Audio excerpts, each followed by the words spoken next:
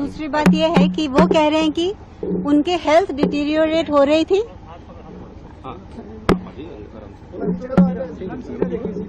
तो वो कह रहे थे कि क्योंकि हमें उनकी हेल्थ की बहुत परवाह है और उनकी हेल्थ डिटीरियोरेट हो रही थी इसलिए हमने उनको लाया। लेकिन ये दोनों बातें गलत हैं। उनकी फर्स्ट ऑफ ऑल कोई हेल्थ डिटीरियोरेट नहीं हो रही थी। अगर आप उसके एक दिन पहले की शाम की रिपोर्ट्स देखें तो वो बिल्कुल नॉर्मल थी।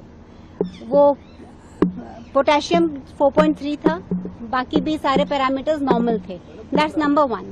नंबर 2, अगर आपको उनकी हेल्थ की इतनी ही चिंता है तो आपने सिविलियन ड्रेस में पुलिस क्यों भेजा और इतनी बेरहमी से क्यों उनको उठा के स्ट्रेचर में डाला और लेके गए? आप प्रॉपरली आके एक मेडिकल टेस्ट कर सकते थे और आप उनकी फैमिली को कह सकते थे कि ये लो है इसलिए हम ले जाना चाहते हैं। वो तरीका होता है एक डेमोक्रेसी में, अगर आप ट्रूली उनकी हेल्थ के लिए चाहिए थे।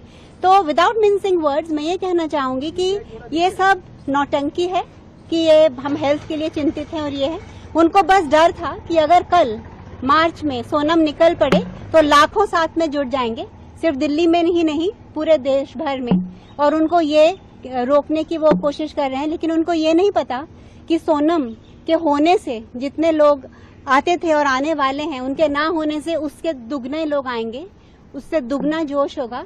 क्योंकि ये जिसके हम अगेंस्ट लड़ रहे हैं एजुकेशन सिस्टम में, वो हमें हर जगह दिखाई दे रहा है। Misuse of police force, misuse of judiciary, misuse of education system, misuse of media, हर जगह हमको यही दिख रहा है। तो ये इससे और भी हाईलाइट हो गया कि ये कैसे उनकी हेल्थ के लिए नहीं था। और दूसरी बात यह है कि अगर वो जब आए, सुबह उनको लेके आए 7:30 बजे, उन्होंने कहा कि उनका पोटेशियम 2.9 है और मैंने कहा कि पिछले शाम ही 4.3 था, 2.9 नहीं हो सकता, तो हम एक इंडिपेंडेंट लैब से भी चेक करवाना चाहते हैं। तो अगर इतने ही वो उनकी हेल्थ के लिए उनकी परवाह थी तो उनको वो सैंपल देने में 10 घंटे क्यों लगे? सुबह 10 बजे से मैंने वो सैंपल मांगा था ब्लड का कि मैं बाहर चेक करवाऊंगी, लेकिन वो रात को 10:30 मुझे मिला जब सारी लैब्स बंद हो चुकी थी। मैं 12:30 तक ढूंढ के कल लैब्स में जाके मैंने उसको चेक करवाया।